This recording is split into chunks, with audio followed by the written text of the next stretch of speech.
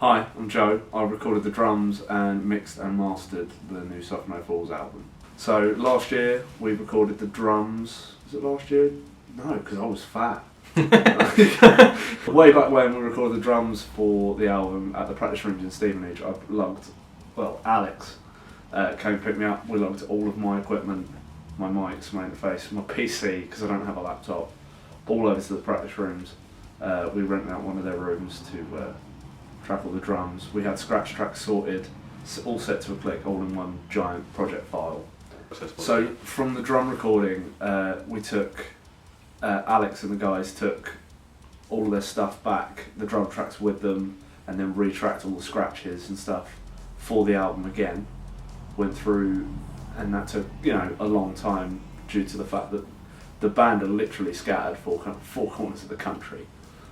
So obviously it was quite difficult for you guys to be able to come together to record everything. But once it was all done, I approached the band again about if they needed help mixing it or if they needed help mastering it or anything like that. I was available. I don't do this often because it's more of a passion for me. So if I'm not into the music or if I'm not into the band or if I'm not feeling it with someone, I won't touch it. So for me, it's got to be really important that I enjoy the music that's being made. So after the first album came out in 2015, I'd known Alex for a long time, jamming in bands together. And when the first album came out, I was utterly blown away by it. It was very different to what I was used to writing with Alex. And he'd got these incredible musicians on board. And that first album, seriously, blew me away. So when they were asking about getting help to record a new one, I was all on board. After the drums were recorded, I approached the band. They sent me all of the stems for mixing. The guitar tracks were all raw, needed reamping. There were some issues with sort of background noise. I'm not sure where the ground hum. Yeah, there was like a constant ground hum that took a while to sort of cut out. My bad. It's fine. There's no issue there. It got sorted. We managed to cut that out in post and fix that. But when the band lives so far apart from each other, it's very hard to sort of retrack stuff. So when you realise a mistake that late in the game, it's sort of, you have to work around it. And sometimes that extra dirt that was in there made it easier to get like a really gnarly guitar sound. I'm a huge fan of trying to keep things as raw as much as possible, especially with genres like metal and hard rock. Like, I feel like a lot of music nowadays is overproduced to the point of almost neutrality. It kills all of like the aggression and the vibe that the band's trying to put across, and everyone now sounds the same. So having little imperfections in the recording process that sort of add character to an album as a whole is really enjoyable for me. Like, my favourite albums of all time are like the old Death albums and Morbid Angel and stuff from way back when recording wasn't as fine-tuned as it is now. And there's something to be said about music that's really well produced in the sort of metal world, like bands like Periphery and Meshuggah, that are just so clinically recorded to the point where I would almost say mechanical perfection. But for me, that's not something I go for. I try to go for real, and I try to make it sound as lively and active as possible without being messy and hard to listen to, like an old black metal album that sounded like it was recorded on a speak and spell played backwards. So my overall vision for what I wanted this to sound like was like a Killswitch's first album was a huge influence on the mixing of this, because I feel like before Killswitch had this huge budget behind them, and it was obviously quite an old album now. And I know from working with Alex in the past, he is a Killswitch fan. So my reference mixes were the first Killswitch album.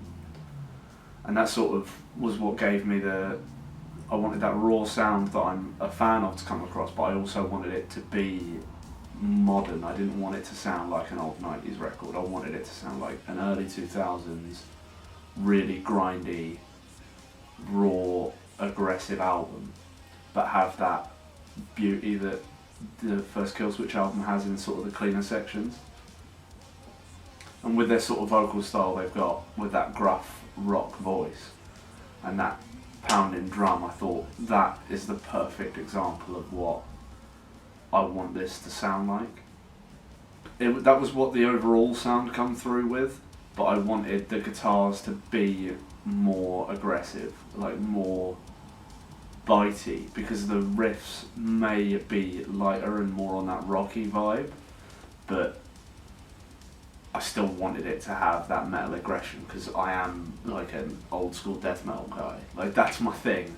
So I still wanted that to come across through with the guitar sounds. So there's still a lot of gain, there's still a lot of like top end growl in all of it. And then I took some extra liberties with, you know, adding in cymbal swells and a couple of sub drops I think I put in that. On 6 Feet Deep there's a section at the start of the song that while I was listening to it I was like, this is going to be cheesy as all hell if I do this, but also cheesy is sometimes good. Like, I'm not just a death metal guy, I am also like an 80s shred dude. Like, I love all of the like cheesy hair metal from the 80s, and like cheese is cool. Like, I'm all about heavy riffs and cheesy production and cheesy shit, so I had to make it that. I needed to influence that somehow, and without even talking to the band I added in a filter, like a telephone filter for the intro of the song that swelled out and punched straight in. And when I sent the first mix to the band, the feedback I got, like, basically I got back that was fucking awesome and it was really cool. So we ended up keeping that, which I really liked, the swell and the intro of that and how it just punches straight in. The minute I heard it, after I put the effect on, I hadn't listened to it and I just went on with mixing and I completely forgot I put it on there. And then I went back, and obviously I had to edit it and make it fit a little bit better. But the minute I played it back from the start, I'd forgotten I'd put it there, and it hit me for a minute, and I was like, that doesn't sound right, there's something wrong. And then it swelled in and hit, and it was just, yeah, I was very pleased with that. And that's the sort of approach I took overall, was I wanted it loud, I wanted it aggressive, I wanted it very similar to like the albums from the early 2000s as a sound. I wanted it to have cheesy things in it that, you know, super predictable, but also, yeah, you just get that feeling. And that's the sort of vibe I got when listening to all the tracks. And it works so well.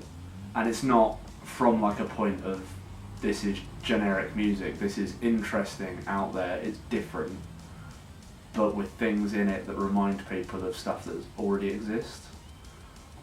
Like, it's got that comfort of, yeah, I can get with this. You know, when you listen to something similar, like, you recognise it and you sort of bond with it a lot faster, but also it's different and new as music. And that's where I wanted to go with that. Yeah, my predominant focus has always been like extreme metal vocals, so it was nice to get a band that is all clean vocal, but not pretty sparkly clean, high as the rooftops, you know, note range. It was nice to get a vocalist that was just balls to the wall, like grunty aggression through his vocal. And some of the interesting parts is there's some insanely out there harmony sections that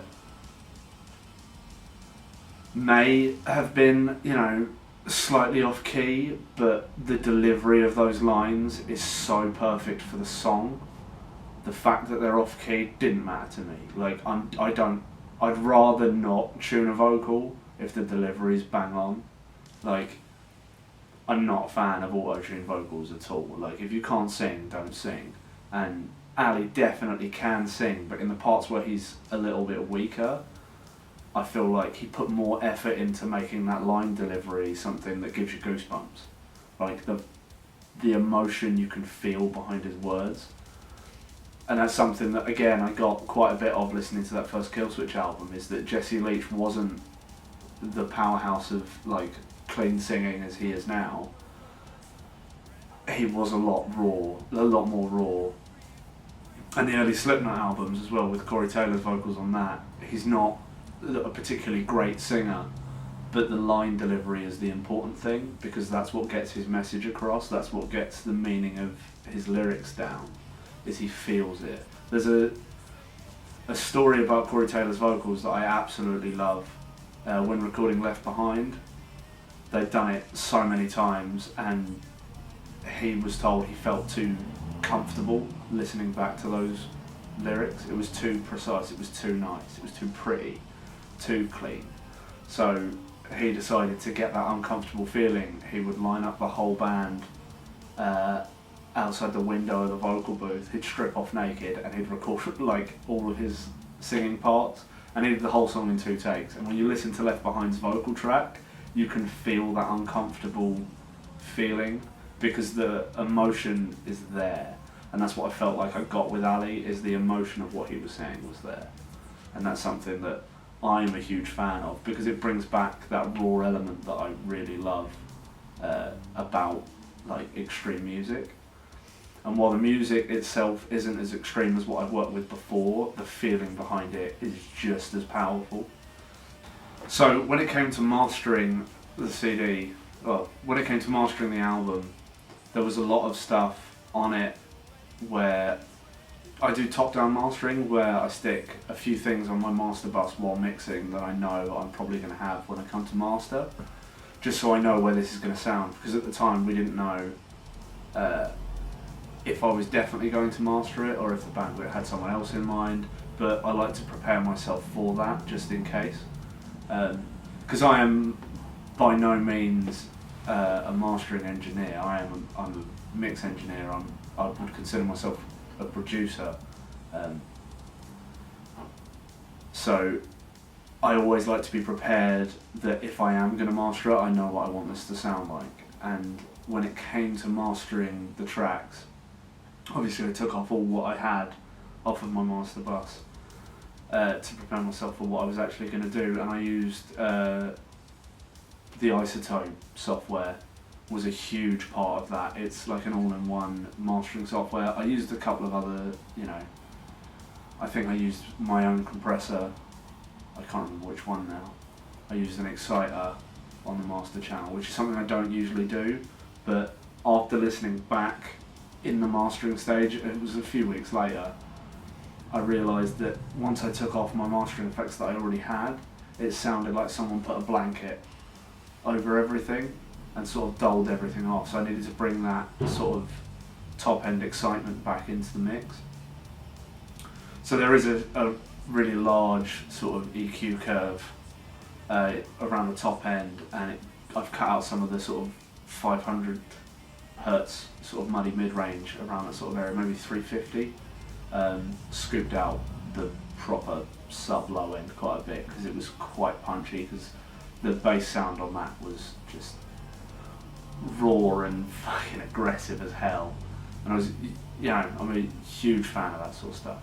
But when it comes to listening to it on my reference speakers, which, they're a lot bassier and things get a bit out of hand in the low end, I try to control that quite a bit and make it a lot smoother. So the album as a whole is really quite smooth. And then there was a lot of A-Bing songs together to make sure they were all the right volume and all flowed really well one into another.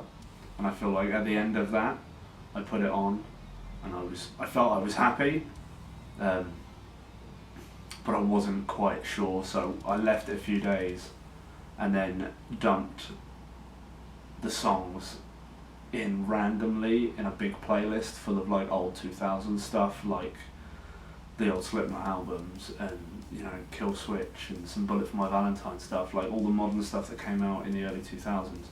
And I'd thrown them in there just to see if, when they came on in sort of a shuffle, that if I didn't notice that the Suffolk Falls was playing, like, I wanted it to sound like that. So a huge part was, not that I didn't want to hear a difference, but I didn't want to notice at first that it was something that was amateur. I wanted it to feel like something from that time. I wanted it to feel natural in that area.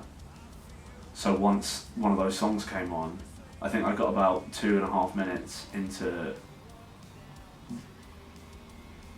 Wicked Temptations before I realised it was you guys playing. So I felt like I'd succeeded in a way that was like, okay, I've done this now. This fits in the time period I wanted it to. What was the settings I used on that specific mastered version? Because I'd done about 4 or 5 different masters to find one that fit really well. And I went back and obviously I saw the settings for that specific song and was like, right, this is my reference for the whole album. I have to make the whole album fit with this song volume wise, and like the top end needs to be the same, the low end needs to be the same across the board, so it's not jarring when songs change. Because that, I feel, is a huge part of when sort of your smaller bands do sort of basement self-produced music, is they miss out this stage, and they've recorded stuff like how you guys did, where they've had to record it over weeks and days in different locations, and you listen to their releases and it feels like that. It feels jarred, it feels very inconsistent, and I feel like that lets a lot of younger bands down, and that's what I didn't want to happen with you guys. I wanted every time you put it on to sound like the album. Like, there's some videos online of a dude who plays through like the entire back catalogue of a band in like one 12-minute video, just plays like a riff or a vocal line from each part. And I specifically remember he did a video of Machine Head doing their back catalogue, and the change from every album was so different, like production wise, everything was so different, but each album in itself sounded like the same album. You could tell the time period between, and I feel like that's what I like, is I like feeling the evolution of a band. So I want each album to sound different from one another, but within the album they all have to sound like within a certain sonic range. They have to have that same amount of top end in every song, the same amount of low. Obviously sections can change drastically depending on what the section is going for, but it can't differ too much from that, or it just starts sounding like a jumbled mess of random songs from a band's whole career, and I did not want that at all. So now, after listening back to the whole thing, I'm incredibly proud of the music that the guys have done, and my mix on it is probably some of my best work. And I don't just say that because this is, you know, the latest thing I've done, but I honestly feel like I've upped my game from even my band's album that I produced that came out 2019. I was mixing both at the start, but we'd finished ours before we went into mastering for the Suffolk Falls album. I feel like the master on the Suffolk Falls album has made it so much more consistent and has made me so much more happier with it than even with my own band's music. And there's some lessons I learned, like in mastering this, that I will be taking forward for projects going forward and even my own work later on down the line.